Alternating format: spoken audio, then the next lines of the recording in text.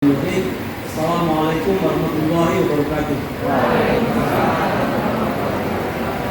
Alhamdulillah nahmaduhu wa nasta'inuhu wa nastaghfiruh wa na'udzu billahi min shururi anfusina wa min sayyiati a'malina may yahdihillahu fala mudilla lahu wa man yudlil fala hadiya lahu asyhadu an la ilaha illallah wahdahu la syarika lahu wa asyhadu anna Muhammadan abduhu wa rasuluh amma ba'd. Yang terhormat Ibu Yani Arifin, Ibu kita dan Ibu suami, Ibu Weni, para guru dan karyawan Al-Ihsan yang budiman, puji syukur kita panjatkan kepada Allah Subhanahu wa taala yang kita baru beringsut dari pandemi dan menjelang Lebaran, itu kita memulai buka puasa. Itu menandakan bahwa yang terpenting dari ibadah puasa justru selepas puasa itu apakah puasanya berjejak atau tidak. Jadi ini bukan buka puasa yang telat, tapi justru acara buka puasa sebagai pembekalan pasca puasa kita mau apa. Puasa bisa didekati dari banyak perspektif, karena kandungan hikmahnya itu betul-betul luar biasa. Hikmah puasa bisa ditinjau dari aspek fisiologis, bisa ditinjau dari aspek psikologis, bisa ditinjau dari segi sosiologis, bisa ditinjau dari aspek spiritual. Jadi sangat multidimensional. Itu sebabnya kenapa begitu pentingnya ibadah puasa, sehingga Allah sendiri mengatakan ibadah-ibadah lain mungkin buat kalian, tapi as-shaumu li, puasa ini betul-betul untukku, persembahan terbaik kita kepada Tuhan kita. Nah, tapi untuk mudahnya kita kutip dulu ayat yang berkaitan dengan puasa yang semua kita kelihatannya apa? Al-Baqarah ayat 183. Ya ayyuhalladzina amanu kutiba alaikumusiyam kama kutiba alal ladzina min qablikum la'allakum tattaqun. Apa?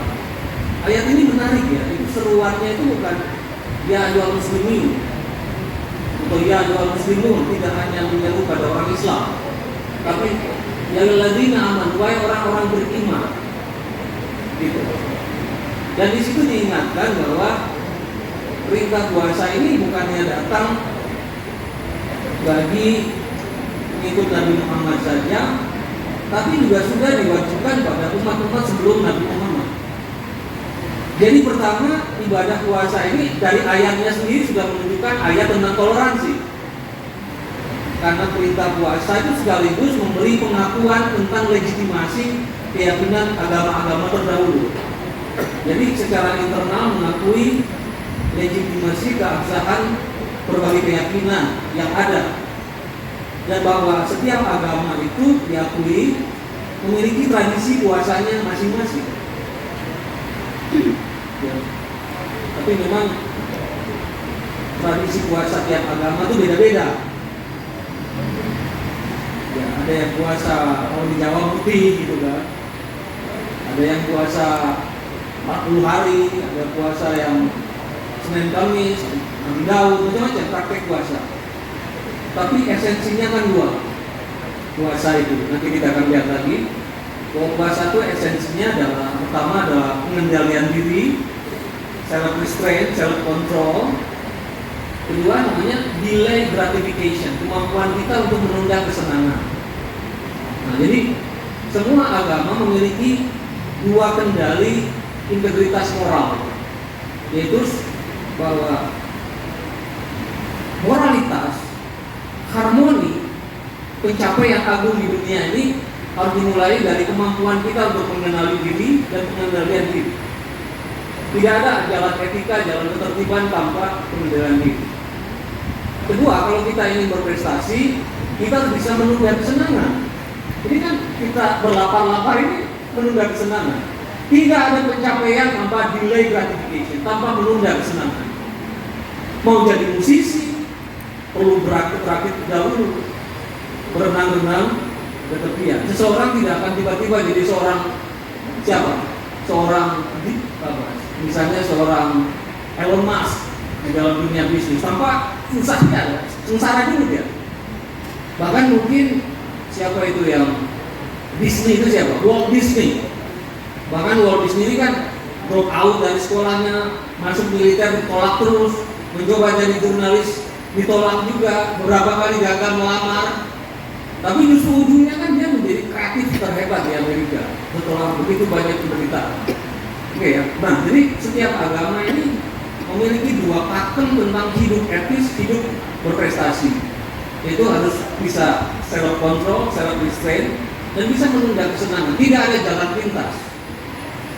Seluruh pergerakan manusia, pembangunan apapun, mau pembangunan sekolah, pembangunan peserta didik, pembangunan yang besar, tidak akan bisa kita capai tanpa dua prasyarat utama.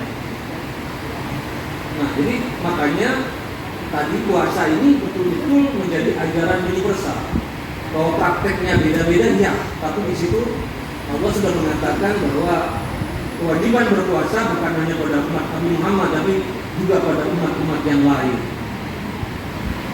Dan menarik juga kalau kita lihat di dalam tradisi Islam di Indonesia, seturut dengan kelapangan dan toleransi ini, orang Islam di Indonesia lebih populer menggunakan istilah puasa ketimbang dalam bahasa Arabnya saum.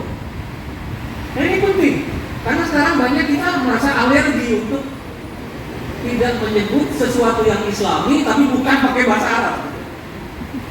Tapi nenek moyang kita memberi kita pada kita satu kemampuan bahwa kita bedakan mana yang esensi ajaran, mana yang sifatnya kultural.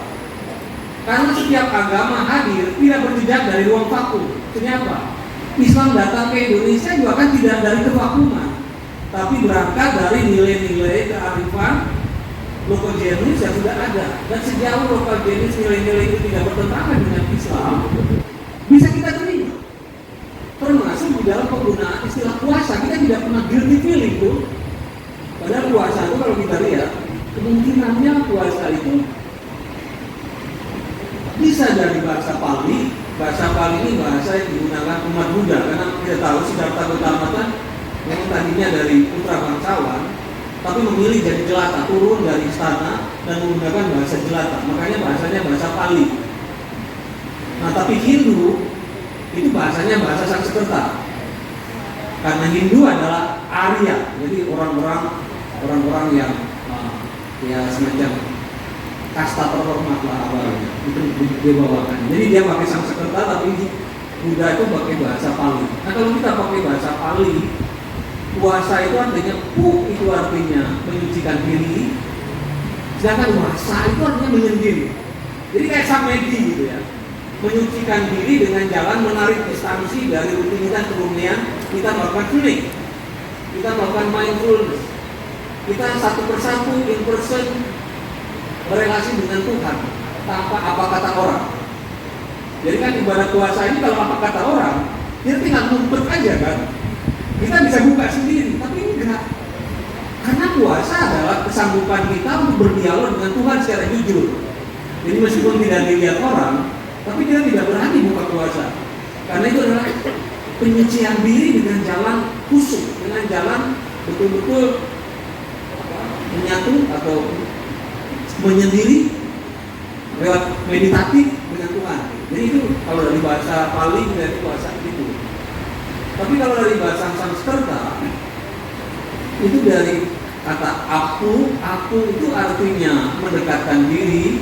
Wase itu artinya Tuhan. Yang bisa dibalik sang yang widi wase. Wase itu artinya Tuhan. Jadi aku wase itu artinya mendekatkan diri pada Tuhan. Ya nggak jauh-jauh amat esensinya. Tapi kemungkinan besar kita lebih banyak mengadopsi dari tradisi Buddha. Kalau kita lihat pengertian puasa dengan pengertian saum. Kalau saum dari bahasa Arab itu artinya apa? Saum itu begini. Kalau orang Arab ada angin ribut, ya, tiba-tiba landai, orang Arab nyebutnya angin itu puasa. Angin itu saum. Saum itu ri. Jadi angin ribut tiba-tiba landai itu disebut saum, puasa. Atau misalnya masonul faras, kuda yang liar, ada dari keluar dari kemukaan itu liar, tiba-tiba jadi jinak. Nah itu orang Arab menyebutnya kuda itu saum. Nah, jadi saum artinya penenangan, harmoni, pengendalian diri yang liar jadi terkendali, kemudian yang tadinya penuh dengan keriuhan, kerumunan, tapi tiba-tiba bisa tenang, bisa lebih sunyi, bisa lebih mindful. Nah itu adalah saum. Jadi kurang lebih pengertian saum dengan puasa itu hampir secara maknawi hampir sama. Nah oleh karena itu para penganjur Islam di Nusantara ini sejak awal, meskipun itu bukan bahasa Arab, tidak sungkan-sungkan untuk menggunakan istilah yang sudah lama menyebar di Indonesia, di Nusantara sebelum Islam itu kita gunakan. Dan sampai hari ini istilah puasa jauh lebih populer. Selamat menunaikan ibadah puasa. Ibadahnya bahasa Arab, puasanya bukan bahasa Arab. Itu menohad diri bagi kita. Jadi kita sudah bisa membedakan mana esensi ajaran Islam dan mana yang sifatnya kultural. Jadi bukan sesuatu yang harus dihadapkan, bahwa Islam itu seolah-olah tidak semua budaya Arab itu harus menjadi pegangan kita. Yang penting esensi ajarannya. Betul. Nah jadi sesuai dengan tadi itu. Jadi sesuai dengan hikmah dari puasa itu sendiri, celebrating the diversity, merayakan berbagai bentuk praktek ibadah-ibadah keagamaan yang sama-sama ada praktek-praktek pengendalian dirinya dan ada namanya delay gratification-nya. Oke. Nah, kenapa ini menjadi penting? Tadi saya sudah uraikan sekilas bahwa tidak mungkin kita mencapai tatanan harmoni apapun, mau manajemen sekolah, manajemen negara, manajemen apapun, tanpa dimulai dari kemampuan kita untuk mengendalikan diri, self control. Nah ini misalnya kita bisa mengutip ya satu pandangan dari ahli negarawan dari Amerika namanya Clinton Rossiter. Dia bilang begini, there is no happiness without liberty. Tidak ada kebahagiaan tanpa kebebasan atau kemerdekaan. Oleh karena itu kita berjuang memerdekakan negara ini dari penjajahan. Tapi apa cukup? Tidak. Lalu dia lanjutkan, there is no liberty without self-government. Tidak ada kemerdekaan tanpa kemampuan pemerintah diri sendiri. Untuk itu kita perjuangan kemerdekaan, kita bentuk negara ini, Negara Kesatuan Republik Indonesia, di mana kemudian susunan pemerintahannya dipimpin oleh bangsa Indonesia sendiri. Tapi cukup? Tidak. Di situ lanjutkan, there is no self-government without constitution. Tidak ada kemampuan kita memerintah diri sendiri kalau kita tidak punya konstitusi. Makanya kita buat konstitusi dengan sesempurnanya yang bisa kita lakukan. Tapi kemudian disitu lanjutkan, there is no constitution without moral. Tidak mungkin konstitusi itu bisa ditegakkan tanpa kekuatan moralitas. Kita boleh amandemen berkali-kali, pasal konstitusi ditambah sampai ratusan pasal. Tapi kalau kita tidak menjangkar etika, jangkar moral yang kuat, pasal-pasal konstitusi itu cuma menjadi alat untuk memanipulasi yang besar. Seperti kata Tacitus, the more corrupt the republic, the more numerous the law. Semakin korup satu negara, makin banyak hukum dibuat. Tapi bukan untuk makin tertib, semakin banyak celah untuk melakukan penyalahgunaan kekuasaan. Jadi tidak ada konstitusi kalau kita tidak membuat basis moral. Nah, tapi di ujungnya, and none of these goods without stability and order. Dan tidak ada seluruh yang disebut yang baik-baik itu, mau itu dari tadi happiness, liberty, self-government, constitution, moral, gak mungkin bisa dikembangkan tanpa stability and order. Dan untuk stability dan order itulah kita perlu self-restraint, perlu pengendalian, perlu disiplin, tahu tugasnya masing-masing, tahu fungsinya masing-masing, tidak saling menegasikan, semuanya berjalan pada poros yang benar. Semua dimulai dari pengendalian diri. Nah itu, makanya di sini puasa menjadi jantung etika, jantung konstitusi, jantung kebahagiaan, banyak turunannya.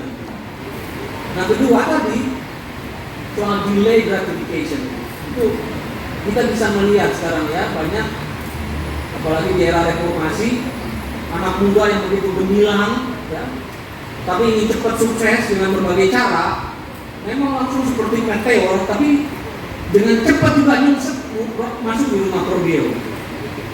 Karena semuanya dengan jalan pintas, tidak ada kesediaan untuk menunda kesenangan. Padahal kalau matangnya karbitan itu tidak kuat. Nah, jadi seseorang harus melalui banyak cobaan, melalui banyak eksperimentasi untuk sampai pada master class gitu. Ya. Saya baru nonton apa ya? Ya banyak lah ya. Itu misalnya dari Daniel Kahneman tentang kekuatan fast thinking and slow thinking. Jadi kemampuan berpikir cepat dengan kekuatan intuitif itu seringkali justru diperoleh oleh orang-orang yang sudah banyak terlibat bergulat dalam proses eksperimentasi, perjuangan dan lain-lain.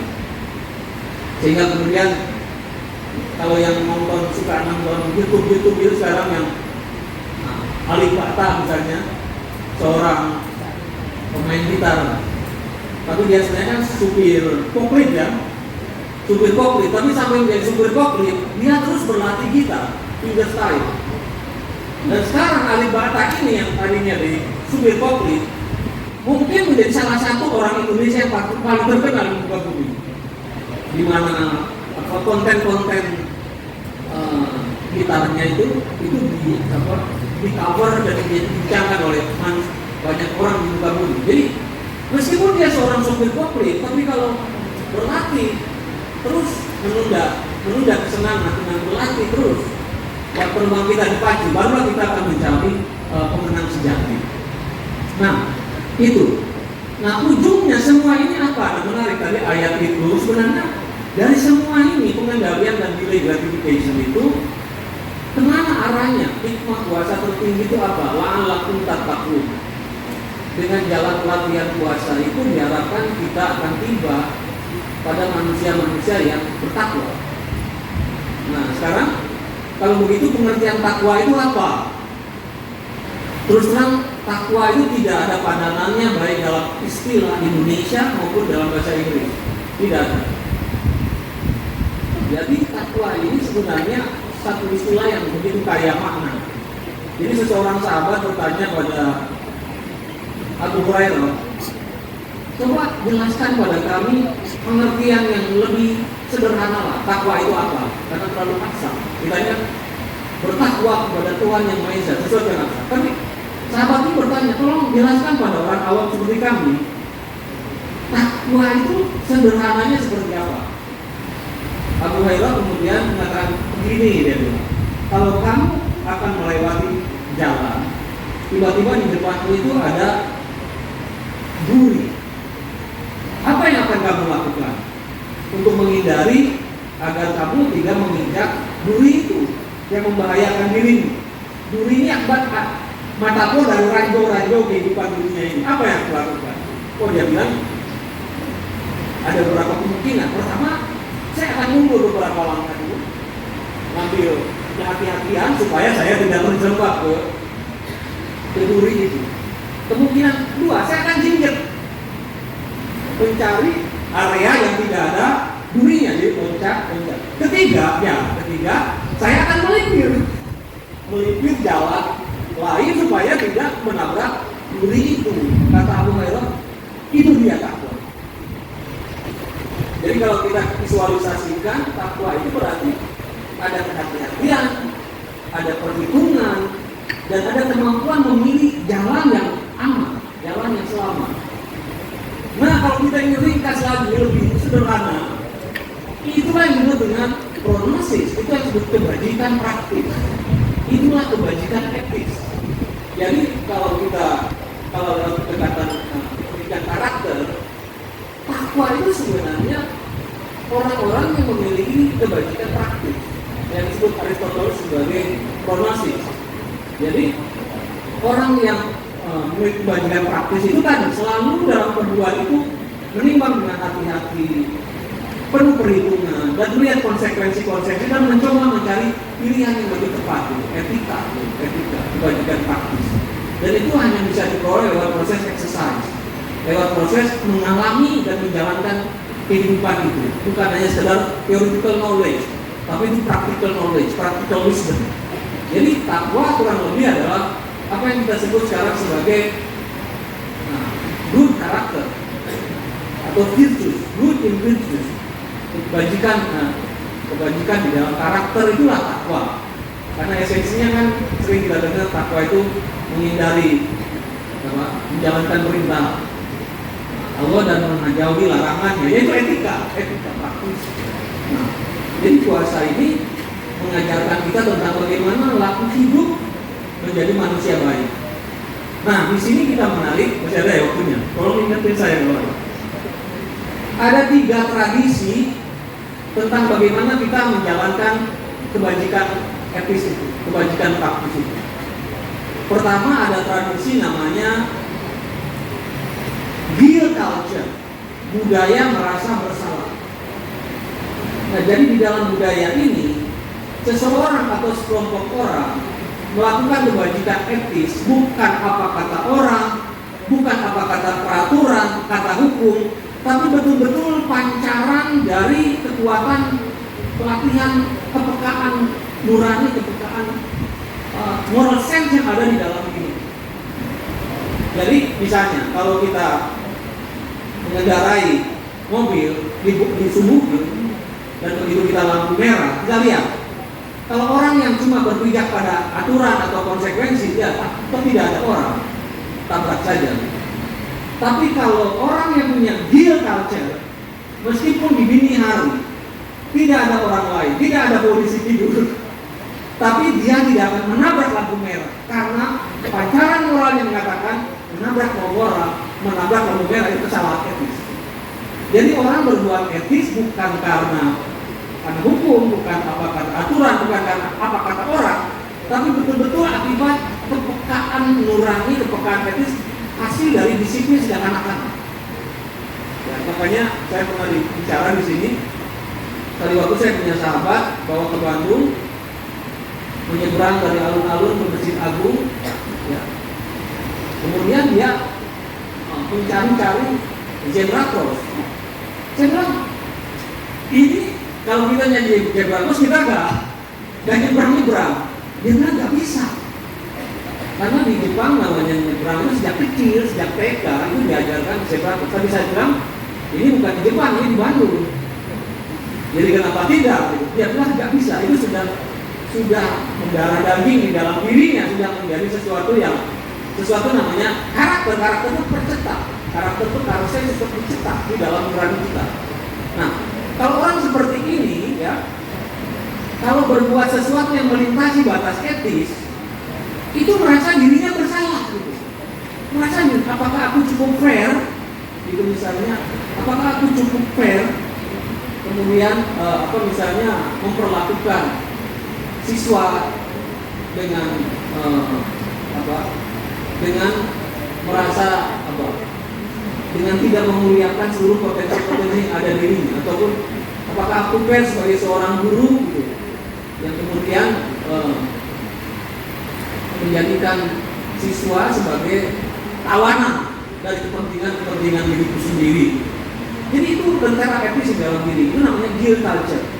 Dan ini biasanya di negara-negara yang beradab, itu biasanya meskipun mungkin tingkat kegerejanya tidak sering dan lain-lain, tapi kepekaan moral seperti itu sangat tinggi dan orang merasa bersalah kalau melewati batas etis itu. Oke. Yang kedua, orang melakukan perbuatan etis itu atas dasar namanya shame culture, budaya malu. Kalau di dalam budaya ini, seseorang berbuat etis itu karena pertimbangan kira-kira apa ya pandangan orang lain pada diriku, apa kata dunia. Jadi selalu pusatnya itu adalah apa kata orang lain. Sehingga ini agak sedikit artificial gitu.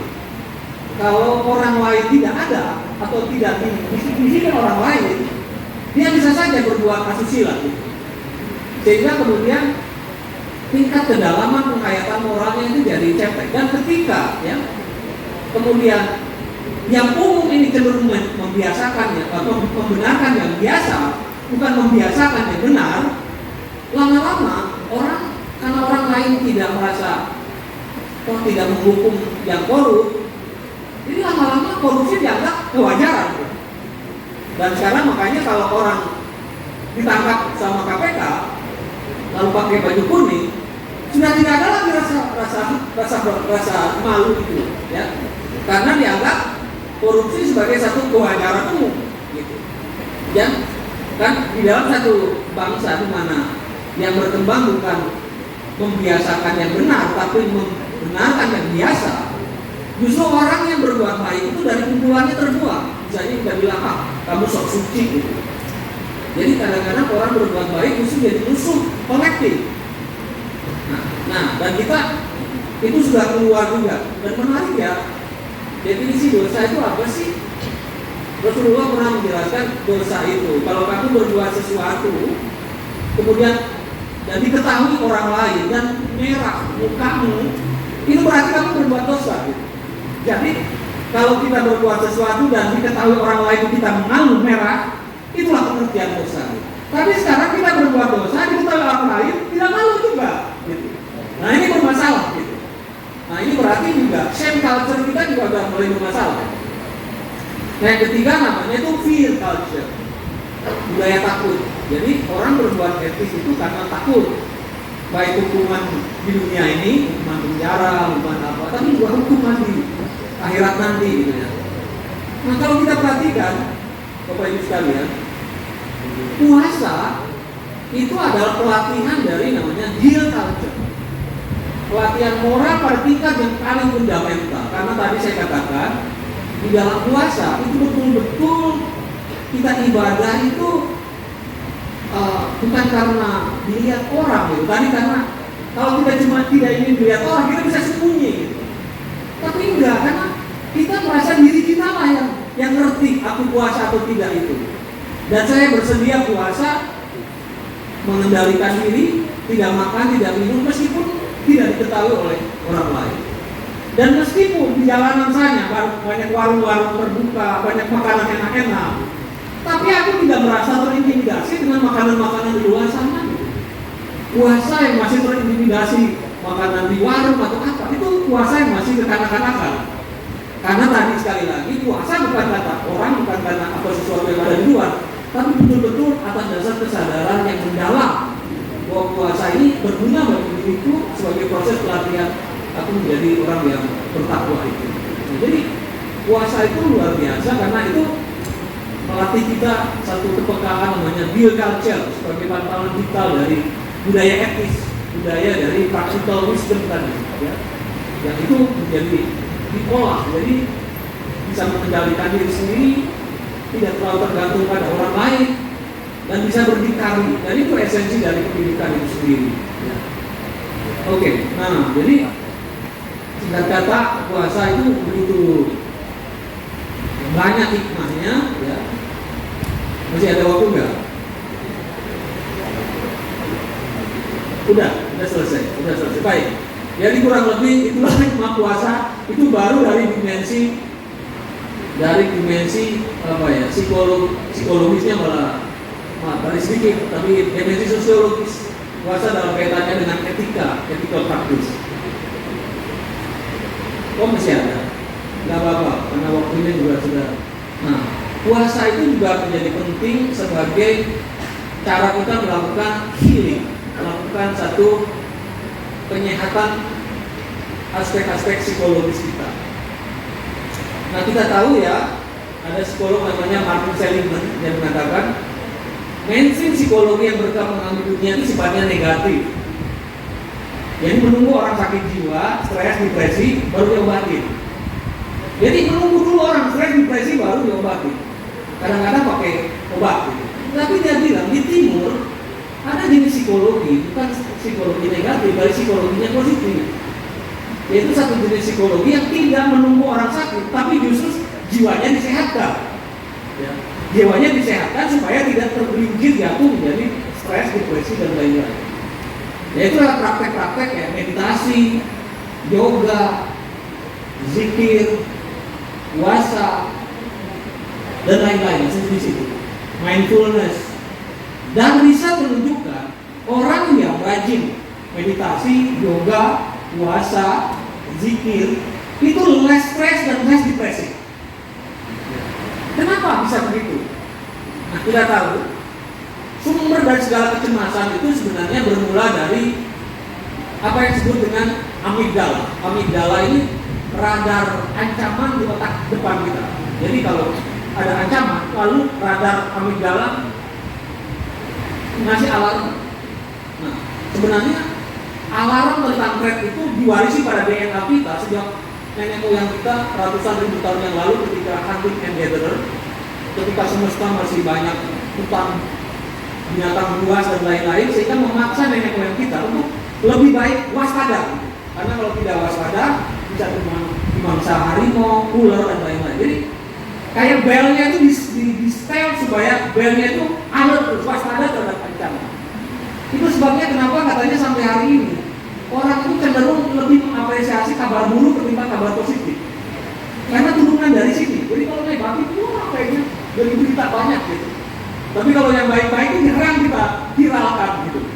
Nah itu warisan dari tradisi ini.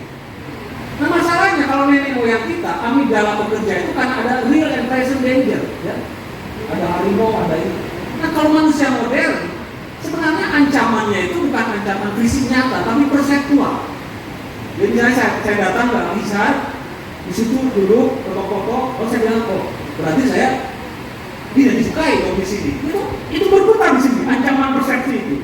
Ya, ada lagi misalnya orang sebenarnya karena sedang tidak banyak masalah, tapi tidak menyapa, lalu dia pikir, emang salahku apa sehingga dia tidak menyapa aku itu? Jadi banyak sekali, banyak ancaman-ancaman perseptual gitu ya. Banyak orang sebenarnya tidak bermaksud untuk ngambil kedudukan kita, tapi kita anggap wah ini mau ngambil kedudukan kita. Jadi kita sumber ancaman itu begitu rupa, dan karena kita harus merespon ancaman itu, lama-lama sistem pernapasan kita itu keluar dari rumahnya. Jadi rumah pernapasannya benar tuh di bawah belly di sini. Tapi semakin cepat harus merespon, nafas kita jadi dari dada ke atas. Lama-lama udara itu kemudian berhenti di sini dan menyumbat saluran oksigen ke kepala. Terjadilah sirkuit kemelut. Itu namanya kalau sudah penuh kecemasan dan udara terus mengepung dan memblokade aliran ke otak, itu namanya rumination. Rumination itu satu situasi ketika terus cemas dan terus lebih respon, sehingga kemudian sistem pernapasan kita terus mengepung dari dada ke atas, menyumbat saluran oksigen. Nah kalau udah begitu, ajaran meditasi dan lain mengatakan kita harus ngalahin namanya dropping. Kita harus dropping. Kita harus mendrop kecemasan itu. Dengan cara apa mendropnya itu? Menyatukan kembali antara mind, feeling, dan the body. Nah, jadi misalnya gini, kita kalau tidak puasa, kita tidak pernah benar-benar merasa lapar. Karena baru lapar dikit, kita udah makan banyak gitu. Jadi kita tidak pernah feel, tidak pernah merasakan lapar itu seperti apa. Akibat tidak pernah sungguh-sungguh merasakan lapar, kita juga tidak pernah bisa meraba tubuh kita. Jadi antara tubuh, perasaan, dan pikiran itu distraktif, tidak nyambung. Nah dengan dropping itu kita menyatukan kembali antara pikiran, feel, dan body, dan tubuh itu dalam satu kesatuan. Jadi pikiran kita tarik kembali dari rutinitas, kecemasan itu ditarik transenden ke atas, ya. Kemudian kita feel, merasakan ini ketika kita lapar, merasakan berbagi, merasakan ternyata kita hidup buka bersama bareng-bareng, bisa menyapa orang lain, dan kita merasa bahwa kehadiran itu ternyata bermakna bagi orang lain, feel. Dan kita juga menjadi sadar pada tubuh kita, pencernaan kita disehatkan, semua kita merasa setiap kering-kering itu kita menghargai seluruh nikmat Tuhan pada tubuh dan kesehatan kita. Nah itulah sebabnya kenapa sekarang bahkan orang-orang non-Islam pun semakin banyak yang melakukan praktek-praktek disiplin puasa ini. Saya lihat, ya, karena begitu banyak hikmahnya yang bisa kita peroleh dari ibadah puasa. Jadi saya pada kesempatan ini kita bahas puasa dari aspek sosiologis, fisiologis, dan psikologis. Nanti di bulan Ramadan yang akan datang kita bahas aspek-aspek lain. Baik, terima kasih atas perhatiannya dan sekali lagi saya terima kasih Bunda. Sebenarnya ibu-ibu semua itu adalah guru-guru saya karena anak saya juga diajar oleh bapak ibu dan giliran anak saya diajar oleh bapak ibu sekalian dan sekarang saya share dengan Bapak Ibu sekalian tentang apa yang bisa kita pelajari dari praktek puasa ini dalam rangka pendidikan karakter, dalam menumbuhkan generasi yang jauh lebih baik di masa yang akan datang. Saya kira itu saja dari saya. Terima kasih. Wabillahi taufiq. Wassalamualaikum warahmatullahi wabarakatuh.